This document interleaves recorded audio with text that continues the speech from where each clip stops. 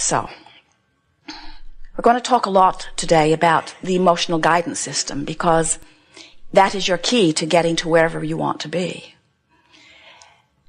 If you make a decision that wherever you are, it is your dominant intent to find a feeling that feels even a little bit better. Today, no matter where I'm going, no matter what I'm doing, no matter who I'm doing it with, it is my dominant intent to look for that which I'm wanting to see. If you make a decision that you want to find the best feeling thought that you have access to, now those are key words. Not the best feeling thought that has ever been thought by anybody. Not the best feeling thought that you have ever thought, but the best feeling thought that you have access to right now. So think about it. Let's say that something has happened. Maybe it's unusual, but it happened and you're aware of it and you are feeling this strong grief or despair. You're feeling this suffocating feeling. You almost can't catch your breath. It even makes you feel claustrophobic. And someone says, boy, you're really in a funk. You need to get over it. And you want to say, I would just rather kill you.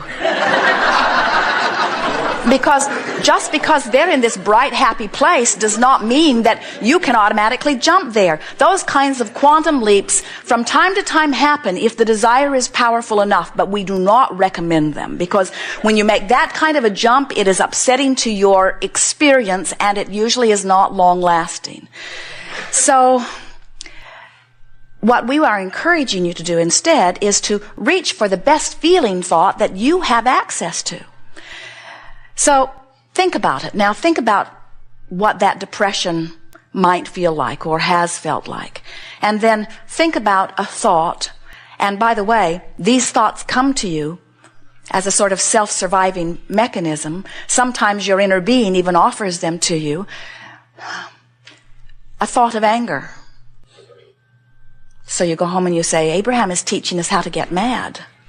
And we say, if you are in this place where you are feeling strong depression, we may very well encourage you to thoughts of anger, because you have access to thoughts of anger from your place of depression, while you do not necessarily, in fact not usually, in fact not often, in fact hardly ever, have access to thoughts of joy from your place of depression. You could change the subject and go there sometimes. But if there is something that's been happening in your experience that is very activated in your vibration, it is much easier for you to bridge your emotions and make your jumps gradually than it is to try to jump all at once. And so, if from your place of depression, you reach for the best thought that you can find, it might be a thought of anger. And as you beat the drum of that anger for a while, even though you're certainly not where you ultimately want to be, you do feel relief from the depression, and only you know that you are feeling it. Very often those around you are not all that happy that you've moved from depression to anger, because you were easier to deal with in depression. At least you stayed in your room and out of their way. And when you are angry, often you are right in their face, but they don't know. They don't know that it was a vibrational improvement for you. And the thing that we want you to hear is that it doesn't do you any good either unless you have done it deliberately. In other words, when you deliberately reach for the better feeling, life-giving thought of rage, which felt so much better to you than the thought of despair or depression, and you then manage to beat the drum of that a little bit, and most importantly, you stop and say, I have chosen this thought and it feels better, and no one else knows the improvement on my journey that I have made. Now you have regained some of your power. And that feeling of powerlessness begins to subside just a little bit. And as that feeling of powerlessness subsides just a little bit, now you're in a different vibrational place, and now you have access to better feeling thoughts that just a little bit ago you did not have access to. But then from anger, you can jump easily into frustration, and from frustration into overwhelmment, and from overwhelmment into pessimism, and from pessimism into maybe some hopelessness, or some pessimistic hopelessness anyway. And then you can move from some hopefulness into optimism, and then you can move into believing, into knowing, into that place where you really are. But it is a gradual process. And by gradual, we don't mean weeks or months or years or even days. We mean you just can't make the jump all at once. And sometimes what happens is, when you are in your place of despair or depression or anywhere along this vibrational meter, and one of your well-meaning Abraham friends who says, you know, you create your own reality, You say, yes, I've been scripting about your death all day here.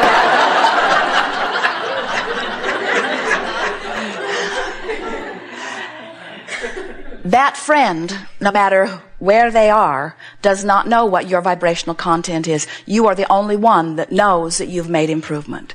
As Jerry and Esther go across the desert, quite often they go from Phoenix to San Diego, and about halfway between Phoenix and San Diego is Yuma, Arizona.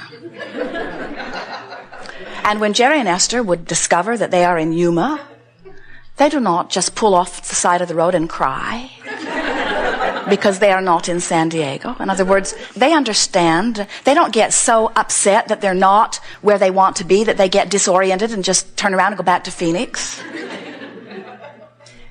Because that journey is quantifiable. In other words, it's easy to understand the distance between Phoenix and San Diego. And so it's easy to understand, let's see, if my destination is San Diego and I'm facing in the direction of San Diego and I keep going, it is reasonable to expect that I would get there.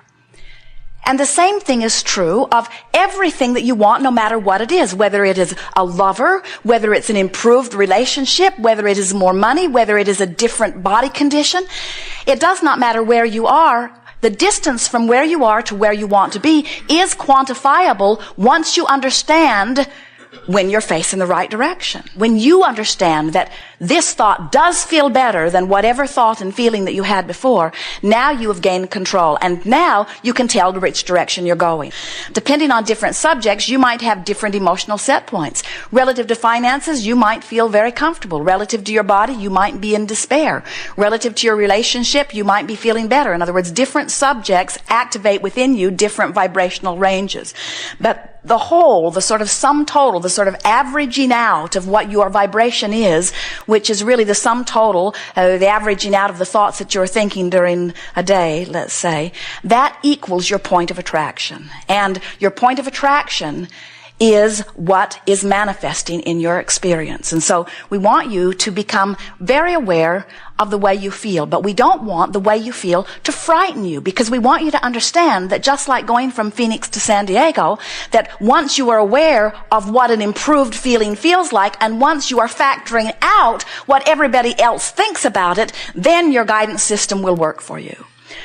Sometimes we see you in depression, and that self-survival instinct of anger will come over you, and you will feel so much better, and then you'll meet a friend or a therapist or a counselor or a mate or some well-meaning person who says, you know, that anger is not good for you. You should do something about that anger. And then you just end up right back in despair. So you go from depression or despair, depression to anger, depression to anger, depression to anger, depression to anger, Phoenix to Yuma, Phoenix to Yuma, Phoenix to Yuma, Phoenix to Yuma. You're sort of lost in the desert. And what we want you to say instead is, I didn't get here to this angry, hateful place by accident. Some of you are having a little bit of difficulty with this dialogue because you have sat in seminars or listened to tapes where someone has sat in the hot seat and Abraham has refused to let them carry on about something that was bothering them. In other words, we were encouraging them to give us better sounding words, to try to make the best of it, to pivot, to let's do a book of positive aspects. And so this sounds very odd for us to be really rooting for you to move into rage and anger. But we want you to understand it depends upon where you are when we begin on the emotional scale. In other words, if you're frustrated over something, we're certainly not going to coach you back into the vibration of anger. That's going in the wrong direction. But if you are in depression, then anger is going in the right direction. And that's something that most people have not known. Now, the relief factor is the key to your guidance system. Do you know that there are feelings of relief in every emotion? You can even find relief in what you would call ecstasy. In your physical body, it's hard to feel those incremental vibrational differences, but even from your non-physical perspective, there are degrees of ecstasy. In other words, you can find relief in every single emotional stance or everywhere along the emotional spectrum because we are evolving beings. It is getting bigger and better. The universe is expanding and our capacity to feel joy is expanding also. We want you to stop beating up on yourself about wherever you are and about however you've been feeling. And we want you to make a decision to factor out anything that's outside of you, because they don't know. They don't know. Your emotions are giving you the information about who you really are and where you are right now.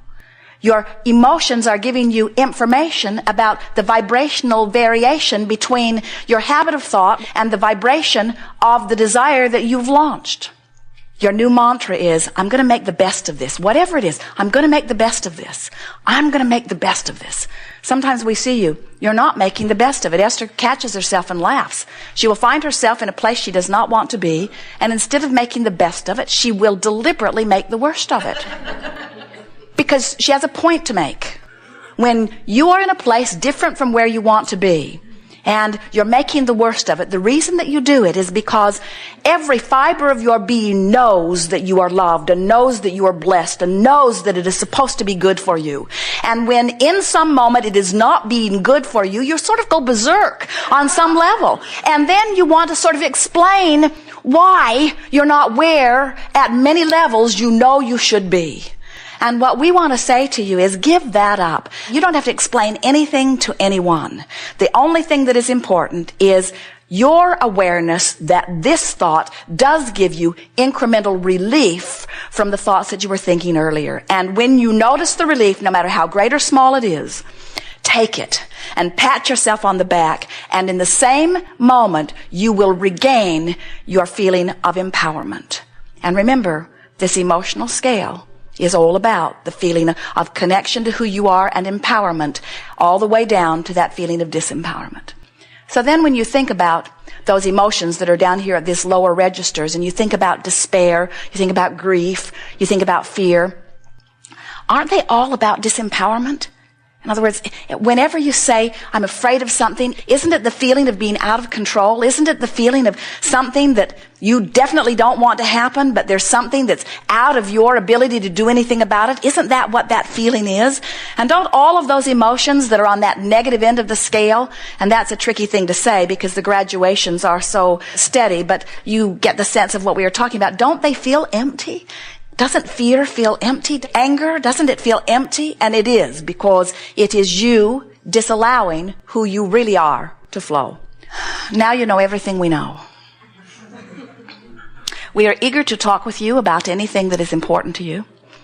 You will discover a delicious unfolding. Sometimes we will not call you to the chair, but we will answer your question just the same. For everything that you are wanting to know, we are fully aware of. Sometimes we will ask a representative on your behalf to come and ask your question. And when that happens, it is really of benefit to you, because you are actually more likely to allow the receiving of the answer if you are not in the mode of beating the drum of the question quite so much. This is really co-creating at its best. It is our anticipation that we will together literally take thought beyond that which it has been before. We have enjoyed this interaction immensely.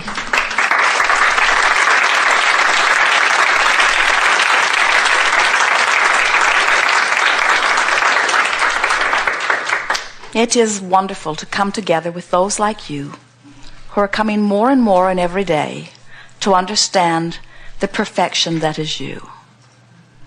You will never get it done, and you cannot get it wrong, but it is supposed to be fun.